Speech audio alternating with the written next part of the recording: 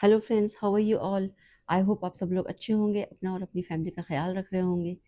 एक टॉपिक जो मेरे दिल के बहुत करीब है वो है ज़बान की हिफाजत। कैसे बात करें और क्या बात करें, how to communicate with others.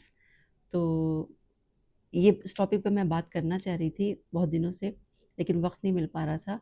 और कुछ चीज़ें आपके आसपास ऐसी इवेंट्स हो रही होती हैं जो आपको ट्रिगर कर देती हैं। आपने और हम सब ने देखा किस तरह से ज़ोहरान ममदानी न्यूयॉर्क सिटी के मेयर बन गए हैं। मेरी आपसे रिक्वेस्ट है, आप ये उनका 2 मिनट का वीडियो देखिए, फिर हम इस पे बात करते हैं। और चॉइस मेरे और एंड्रू कोमो के बीच में है। अगर आप पहली बार इलेक्शन के बारे में जान रहे हैं तो ये है जो एंड्रू कोमो ऑफर कर रहा है।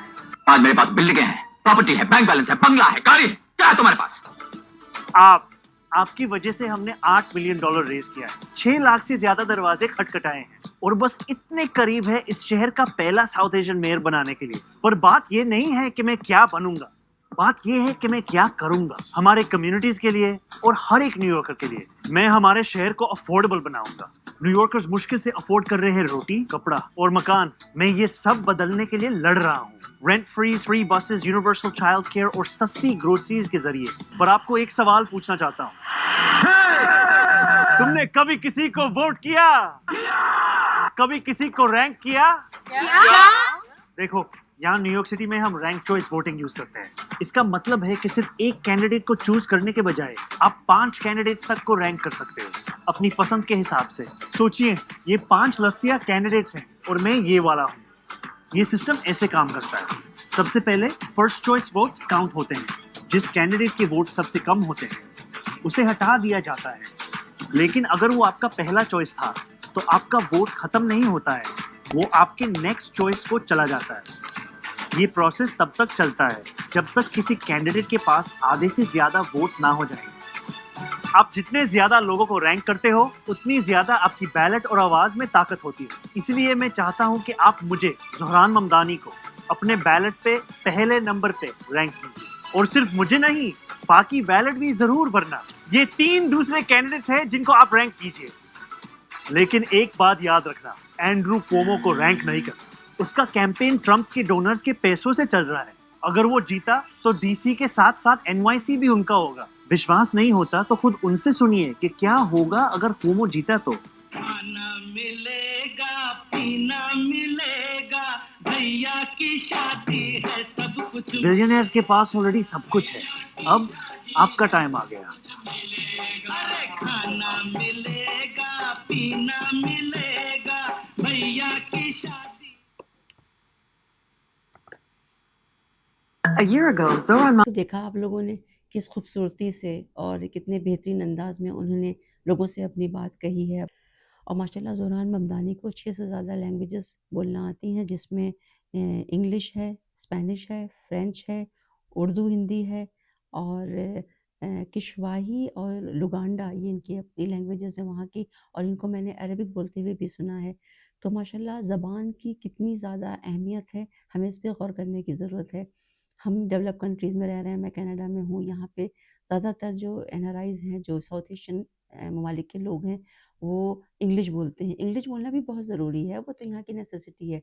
लेकिन उसके साथ-साथ हमें अपनी ज़बान को नहीं भूलना चाहिए, क्योंकि अपनी ज़बान से, अपनी वैल्यूज़ से, अपने प्रिंसिपल से बच्चे ग्रो होते हैं। तो बहुत कभी-कभी अफ़सोस होता है देख के यहाँ पे बच्चे, पेरेंट्स उनसे गुफ्तगू नहीं करते हैं और अपनी अपनी ज़बान में, चाहे वो तमिल हो, चाहे वो मद्रासी हो, चाहे वो हिंदी हो, चाहे वो उर्दू हो, चाहे वो फ्रेंच हो, कोई भी लैंग्वेजेज़ हो, हर लैंग्वेज की अपनी एक खूबसूरती है।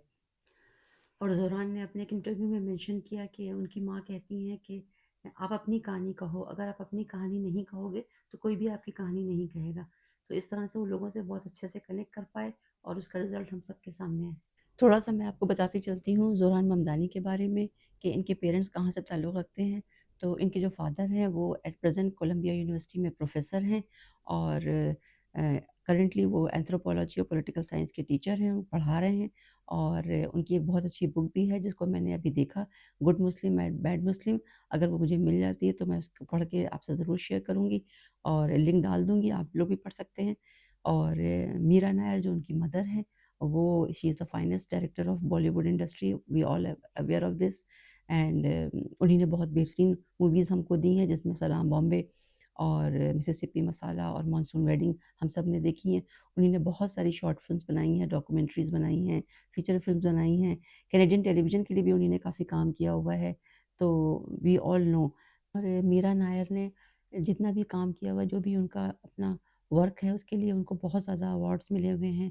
बैफ्टा अवार्ड्स मिला है, मेरे ख़्याल से एकेडमी अवार्ड मिला है, पद्म भूषण का अवार्ड भी उनको मिला है, if I am not mistaken. और ये सब चीज़ें तो अपनी जगह हैं, लेकिन जो उन्होंने परवरिश की है ज़ोहरान ममदानी की, वो रिमार्केबल है, वो हमें सीखना चाहिए ज़रूर।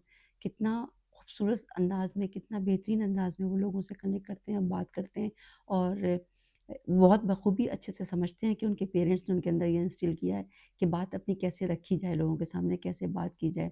ये बहुत ज़रूरी है, बहुत ये इम्पोर्टेंट है कि क्या बात कही जाए, लेकिन उतना ही ज़रूरी ये भी है कि कैसे कही जाए, किस टोन में बात की जाए। और मुझे याद पड़ रहा है लाइक 2007 में शायद हम लोग जर्मनी में थे या पेरिस में थे, मेरी छोटी जो बेटी है बसमा फ्रेंच में कोई टीवी प्रोग्राम देख रही थी, तो उसने कहा कि तो लैंग्वेज बहुत आसान है मम्मा, मैं सीख लूँगी। तो आज मुझे बहुत खुशी होती है कि माशाल्लाह उसने अपना ग्रेजुएशन अपना मेजर किया है इंग्लिश में और माइनर किया साइकोलॉजी और कम्युनिकेशन डिज़ाइन में। तो कम्युनिकेशन भी बहुत ज़्यादा इम्पोर्टेंट है। उसी का ज़बान भी उसी का एक हिस्सा है, आप कैसे कम्युनिकेट करते हैं। तो आज माशाल्लाह जब वो फ्रेंच बोलती हैं, इंग्लिश बोलती हैं, उर्दू बोलती हैं, तो हम लोगों को बहुत ज़्यादा अच्छा लगता है। और माशाल्लाह दोनों ही मेरी बेटियाँ ब्रिटिश करिकुलम में पढ़ी हुई हैं while staying in Abu Dhabi, लेकिन हमने घर में कभी उनसे अंग्रेज़ी में बात नहीं की। हम हमेशा उनसे उर्दू में ही बात करते थे। मेरी आप सबसे ये रिक्वेस्ट है कि आप सब जो भी मेरा ये वीडियो देख रहे हैं, तो प्लीज़ बच्चों से अपनी ज़बान में बात करें और ज़बान एक तहज़ीब है और आप लोग क्या सोचते हैं इस बारे में, तो अपने कमेंट्स करके ज़रूर बताइएगा इंशाल्लाह। और मैं अपना यूट्यूब चैनल देख रही थी, उसकी एनालिटिक्स, तो ज़्यादातर मेरे वीडियो देखने वाले सब नॉन सब्सक्राइबर हैं, तो आपसे मेरी ये हम्बल हम्बल रिक्वेस्ट है, प्लीज़ मेरे चैनल को सब्सक्राइब करें, लाइक करें और शेयर करें और इंशाल्लाह कमेंट्स करके ज़रूर बताइएगा कि आपको ये मेरा वीडियो कैसा लगा। मिलते हैं आप लोगों से नेक्स्ट व्लॉग में। अपना बहुत ख़्याल रखिएगा। Take care. Bye bye.